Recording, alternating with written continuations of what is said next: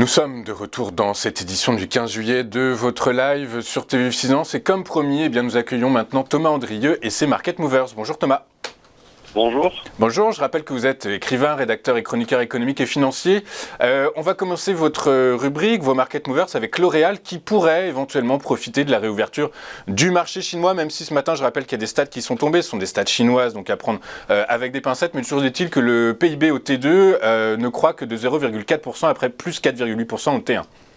Oui, c'est ça. Donc on a une croissance en Chine qui est au plus bas depuis 2 ans et demi. Bon, ce matin, ça semble pas impacter le titre L'Oréal, puisqu'on se rapproche des 336, 337 euros.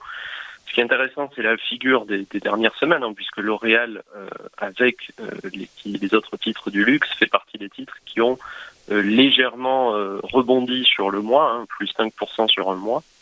Et on avait notamment une figure de double bottom au niveau des 300 euros sur le titre, qui a été assez forte. Aujourd'hui, on est vraiment sur le seuil de la ligne de coût. La ligne de coût est à 335.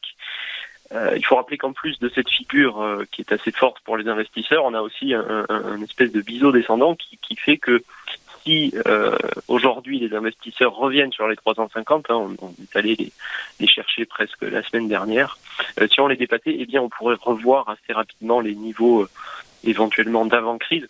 On n'en est pas là pour l'instant, puisque vous l'avez rappelé, la situation en Chine est assez délicate.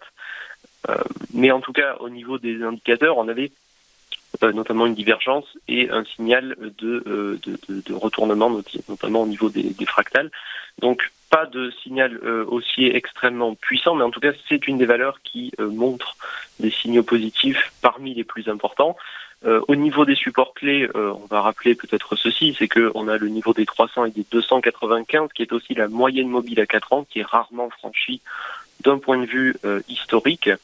Comme je disais, on a ce seuil des 333, 335 euros, qui est à la fois un seuil de Fibonacci et un seuil technique. Maintenant, d'un point de vue fondamental, L'Oréal, c'est une société qui, à long terme, profite assez bien d'une forte croissance, puisque le chiffre d'affaires est attendu en hausse d'un peu plus de 10% sur l'année. Le rendement de L'Oréal, c'est à peu près 1,5%. Donc, L'Oréal reste bien orienté, les investisseurs le font savoir.